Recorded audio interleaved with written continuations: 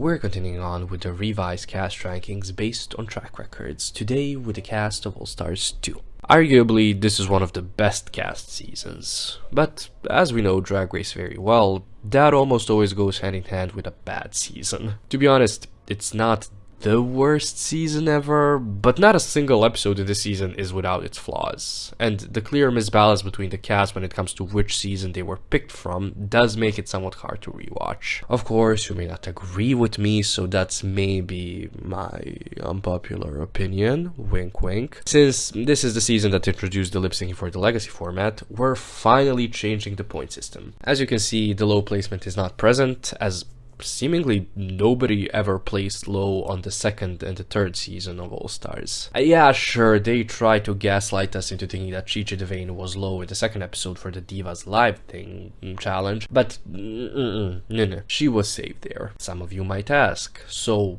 why not then just skip the low placements and have the save be 3 points, the high 4, etc. Well, because then there wouldn't be a balance of each placement having a 1 point difference between. That does mean that being safe on All Stars 2 doesn't bring the same amount of points as being safe on any regular season, but as I have mentioned already many times, the formats are different and comparison between seasons in general is a very flawed process. Now that all of that is out of the way, let's begin with the ranking.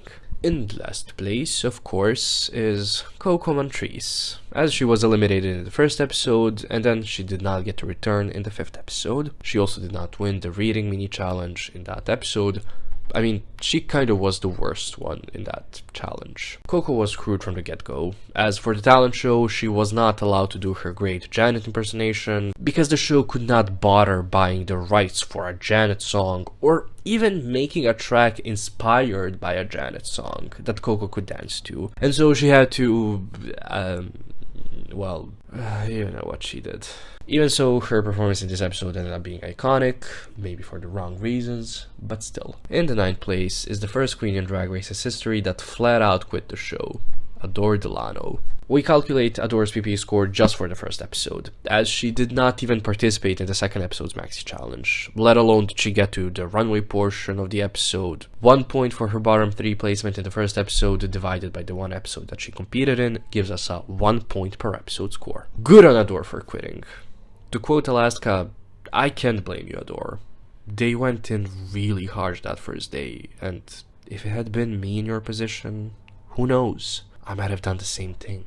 Knowing how they treated Fifi, yes, Fifi, we're talking about the drag character on the show, not Jeremy currently, please calm down, I would have quit that season too. In the 8th place, with the biggest change in performance compared to the original season that she competed in, is Ginger Minch. Her PB score is 1.6 recurring.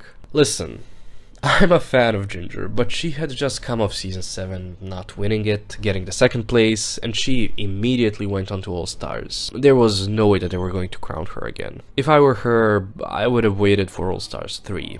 You know, to do some more shows, earn some more money, and then go back on and possibly maybe do well.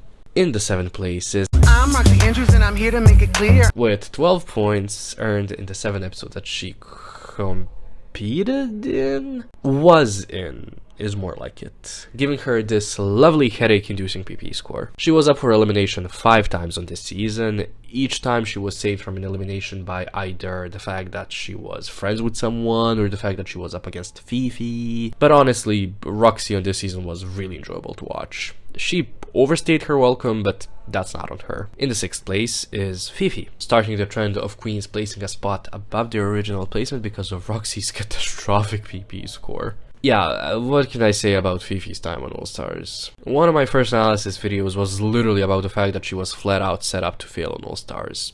I would say check it out, but I speak like a chipmunk there because I thought that it would get people to think I was friendly and that they would like me more and whatnot. So if you can't tolerate that, you can watch that video. But you already know that the production was ratty towards Fifi. I don't have to tell you that again. In the 5th place is the moral winner of All Stars, Tatiana. Her run on this season is low-key iconic. She's either in the top 2 or she gets eliminated by Alaska or Roxy. It's just too good not to imagine that it was written out and, well, planned out. She, much like many other queens on this season, was not dealt the easiest hand. I have another video about it, you can check it out too if you want. You already know that on this channel we stand Tatiana through and through, so I won't sing her any more praises. Let's move on to the fourth place with Alyssa Edwards. For me, Alyssa represents many of the things that are wrong with this season. Not because of her, don't get me wrong, but because of the production and the judges. So in the first episode, her talent was variety, and you already know my stance on the whole ooh variety show thing that they introduced in seasons 3, 4, and 5, which is why none of those seasons' first episodes are as great as this season's first episode. So let me move on. In the next couple of episodes, they flat out let her get away with stuff, whether it's just quoting the Mommy Dearest IMDb quotes page, whether it's wearing that horrid Future of Drag look, whether it's her almost getting away with her 2-in-1 look. Again, none of this is on Alyssa. This is all on how the judges received her and, of course, what the producers wanted to do with her being there. In the third place is the queen that some consider to have been robbed on the season, while having no episode wins and having been up for elimination twice, Katya. All jokes about her stance aside, Katya was maybe the most enjoyable part about this season alongside Tatiana, and let's be real, one of the most successful drag queens that came from Drag Race. In the second place, with a PP score of 3, is Detox, the actual runner-up of this season, who completely and absolutely redeemed herself from her performance in season 5. Not to say that there was much to redeem, but in the competition way she redeemed herself. I say all of this, but she completely screwed herself out of winning the crown when she did not eliminate Alaska in the top 5 episode. Like, they were not going to give the crown to Alyssa, nor to Roxy, but then, knowing Drag Race, they would have probably crowned Katya because she's a fan favorite, but the fans would have defended it by saying, "Ooga booga, she performed the best in the finale." And in the first place, by means of heavy favoritism, is Alaska. Yep, the biggest winner of this season is Alyssa. 3 queens on this season placed a spot above their original placement, but Alyssa placed the highest out of the 3, so she's the biggest winner. And why did these 3 queens place a spot above their original placements? Well, because of Roxy, the biggest loser of this season. Let's do the notes now. Episode 1, with the talent show. Make it a talent show, have it be a talent show. How do you not understand the difference between a variety and a talent show? What is happening? The 2 high queens are Alaska and Ginger Minj. Episode 2, the Snatch Game. This time there's only 1 high queen and Fifi.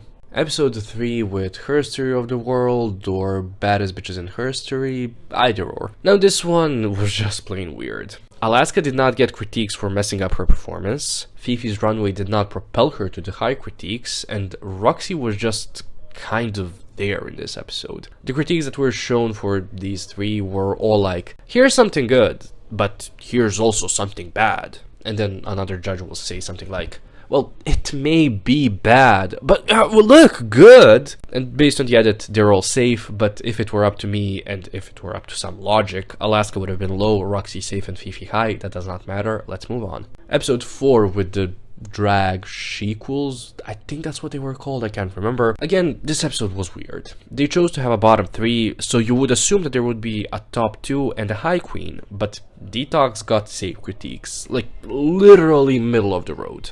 Episode 5 with the Returning Queens episode. Okay, this one is easy. Katya is the safe queen, and because the result of the Alyssa vs Tatiana lip sync not only determined which one of the 2 would be back in the competition, but it also determined who would be going home. The 2 of them got points for their wins, as do their partners. Ginger and Coco do not, because, well, their performances did not matter in the choosing who should be eliminated. Episode 6 with the ads thing, products make ads for products. In this episode, Alyssa got almost no negative critiques, so she's high over Detox, who got mixed critiques, so she's safe. I know. On the Wikia, it says that they were both safe, and in the episode, they were called safe at the same time, but we're looking at the critiques here. Not surface level nonsense. Now, this is in-depth nonsense. And just like with All Stars 1, let's look at the pre-season rankings. Okay, well,